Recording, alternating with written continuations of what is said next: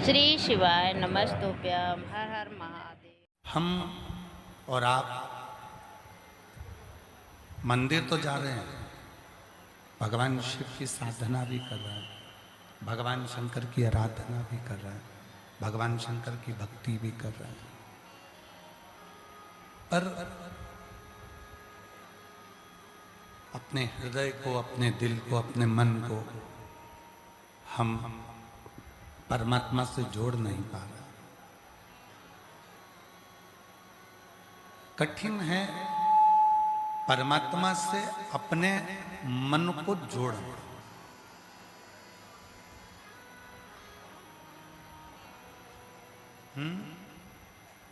आवाज नहीं आ रही बेटा, प्रेशर खोलो, अंदर भी प्रेशर नहीं आ रहा, प्रेशर नहीं आ रहा है, आवाज सुनाई नहीं दे रही। इस मन को, इस चित्त को, इस हृदय को परमात्मा से जोड़ना ये बहुत कठिन है।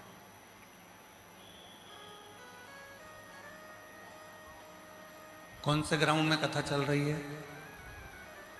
जम के बोलो। Football ground.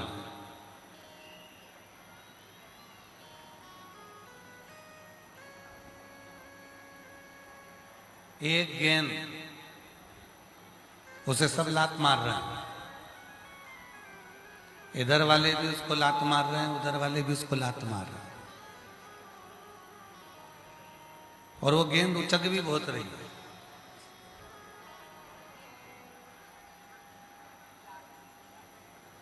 फुटबॉल ग्राउंड है, फुटबॉल में लात मारी जा रही है, तो फुटबॉल यहां जा रही है, वहां जा रही है, उचक भी बहुत रही है।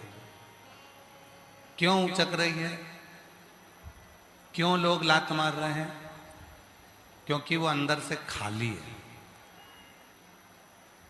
अगर वही गेंद में पत्थर भर दिए जाए तो किसी की हिम्मत नहीं है कि कोई लात मार दे।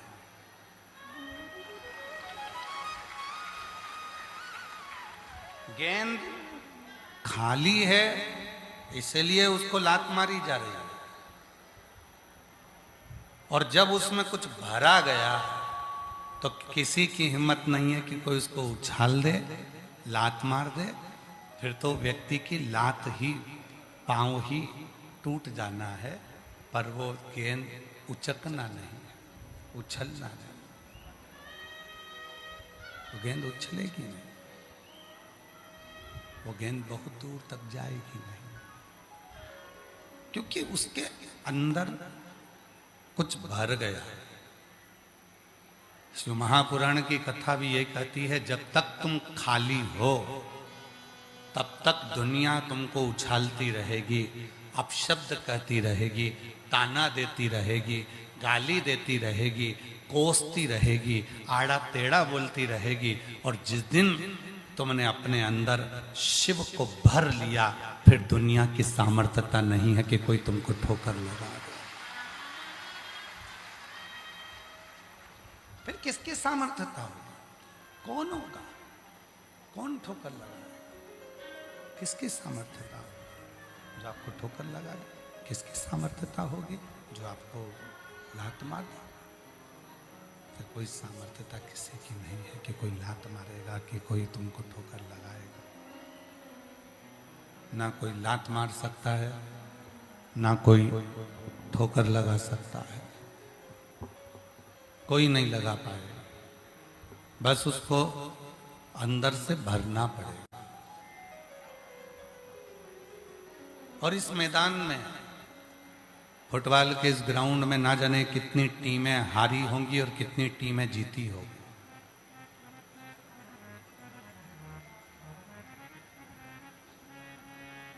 शिव महापुराण की कथा कहती है कि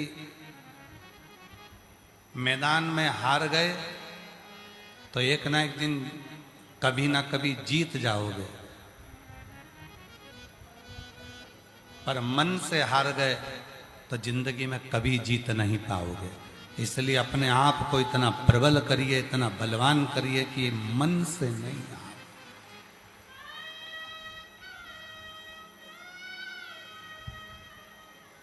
मन से मत हारो, मन को मजबूत रखिए, मन को प्रबल रखिए। कोई कह दे कि तुमसे ये नहीं बनेगा, तुम ये नहीं कर सकते, तुम्हारे बस का ये है नहीं, तुम नहीं कर पाओगे, ये तुम्हारे बस का नहीं है, तुम नहीं कर सकते, ये तुम नहीं कर पाओगे। उस समय कह देना कि दुनिया का कोई ऐसा काम नहीं है जिसको मैं नहीं कर सकता, दुनिया का ऐसा कोई काम नहीं है जिसको मैं नहीं कर पाऊंगा, सब कर सकता। मन की मजबूती ही हमारे जीवन को सुख प्रदान करती है।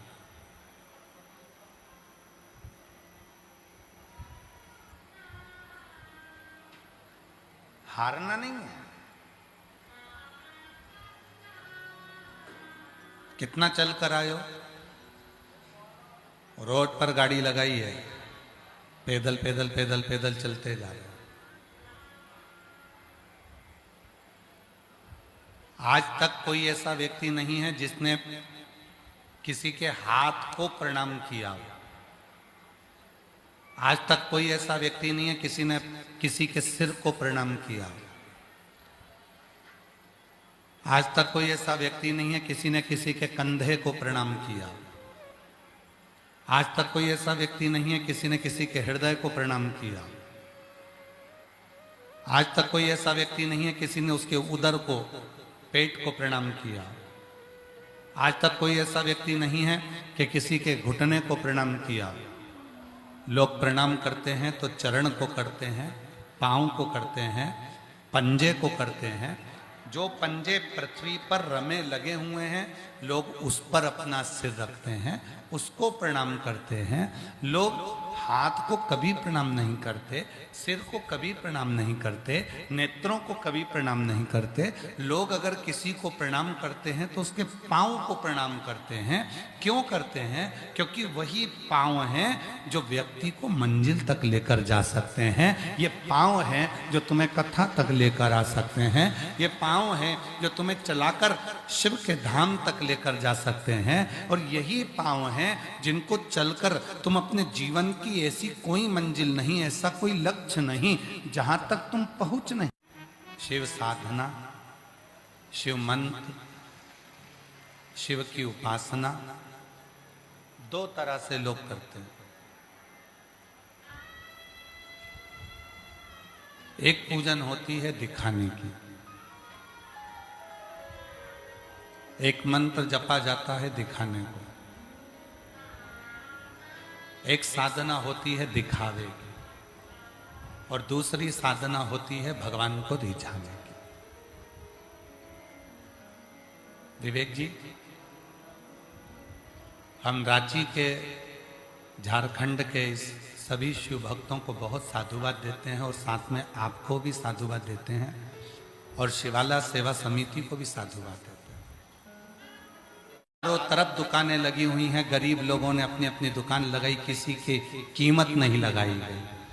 हम आपको, रांची वालों को, झारखंड वालों को सिर झुकाकर प्रणाम करते हैं। इसको सही कथा कहते हैं। कल हम विवेक जी, आशीष जी को कह रहे थे कि उनको कहना जजमान को कि दिल लूट लिया रांची वालों ने, झारखंड वालों ने। यहां किसी चीज को बेचा नहीं गया, ना कलश बेचा गया है, ना कुर्सी बेची गई है, ना जगह बेची गई है, ना दुकान बेची गई है, ना किसी तरह का कोई सामान बेचा गया है। यहां तो केवल रांची वालों ने दिल लुटाया है, जो 3 बार पंडाल गिरा उसके बाद भी मजबूती से खड़ा कर कर शिव पुराण की कथा का। एक बार अगर पंडाल गिर जाए तो कथा कैंसिल होने के कतार पर आ जाती है, पर 3 बार ये बड़े बड़े पंडाल गिरे हैं और आज तक इन पंडालों में व्यवस्था चल रही है। मैं नमन करता हूं झारखंड वालों, आपको, आपके चरणों को नमन करता हूं। बस ऐसा ही प्रेम बनाकर रखना शिव के प्रति। इसको पाखंड और आडंबर में लेकर मत जाना, इसको व्यापार में लेकर मत जाना, इसको व्यवसाय में लेकर मत जाना। इसको दिल से इसी तरह से कथा का रसतत्व ग्रहण करना। दिल लूट लिया। अब सोचने में आता है एक ही दिल है, महादेव को दूं कि तुमको दूं? एक ही है। पर मन में आता है कि जो शिव कथा सुनते हैं वो भी तो महादेव कहलाते हैं, इसलिए महादेव को ही दिल दिया है, आपके रूप में भी वही तो विराजमान है। महाराज शिव तत्व को जिसने जाना है, भगवान शंकर को जिसने पहचाना है, भगवान शंकर की जिसने साधना करी है, भगवान शंकर की, और मैं रांची वालों को इस चीज के लिए भी धन्यवाद देता हूं, इतना पंडाल गिरने पर, पानी इतना बरसने पर कि पिड़ली पिड़ली तक पानी यहाँ पर भरा हुआ था, और उसके बाद भी तुमने दूसरे दिन भंडारा चालू कर दिया, भोजन चालू कर दिया, भक्तों को खिलाना चालू कर दिया। गजब।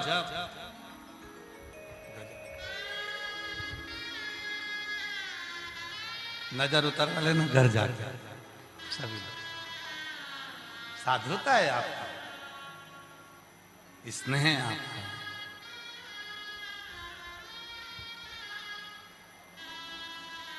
और तेरी कृपा का क्या है भरोसा, कब किस पर हो जाए, जरा सी हम पर कर दो, जरा सी हम पर कर दो।